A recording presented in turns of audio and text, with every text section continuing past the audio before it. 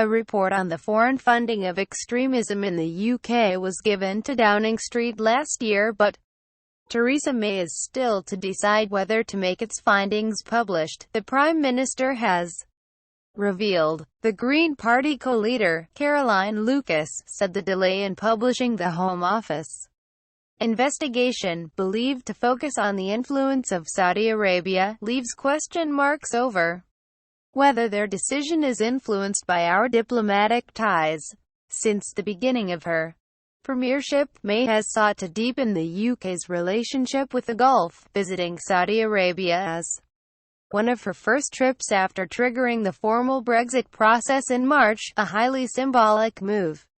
The whereabouts of the report into foreign funding of extremism and radicalization in the UK became a controversial issue in the final days of the general election after the terror attacks in Manchester and London Bridge. It was commissioned by David Cameron and approved by May as part of a deal with the Liberal Democrats to secure the party's support before a crucial vote on airstrikes in Syria in December 2015. In written answers to Lucas this week, both the Home Office and Downing Street said the Prime Minister was personally responsible for deciding whether to release the report. The Home Office Minister Sarah Newton said, "The review into the funding of Islamist extremism in the UK was commissioned by the former Prime Minister and reported to the Home Secretary and the Prime Minister in 2016. The review has improved the government's understanding of the nature, scale and sources of funding for Islamist extremism in the UK. Publication of the review is a decision for the Prime Minister." This week, Lucas resubmitted her parliamentary question on the review's whereabouts to May, who wrote back to confirm ministers were still considering advice on what is able to be published and will report to Parliament with an update in due course.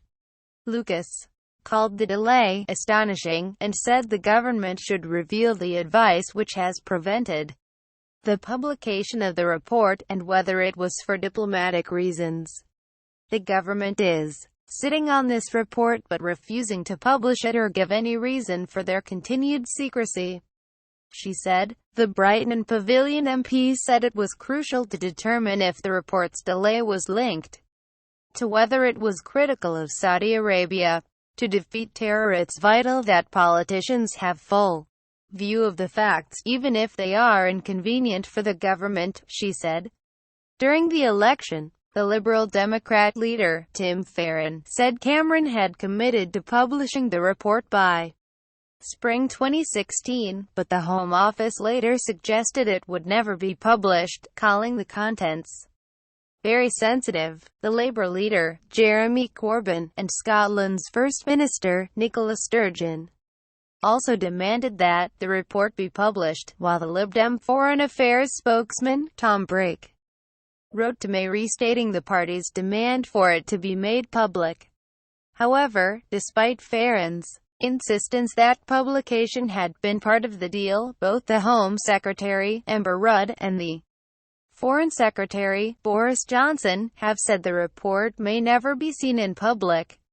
Lucas said the terror attacks in London Bridge and the Manchester Arena said people were, quite rightly, asking questions about routes to radicalization, and the funding of terror is central to this.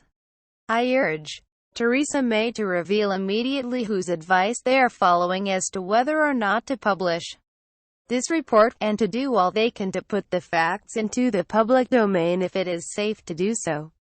Farron said the written statement showed the power was in May's hands to release the report.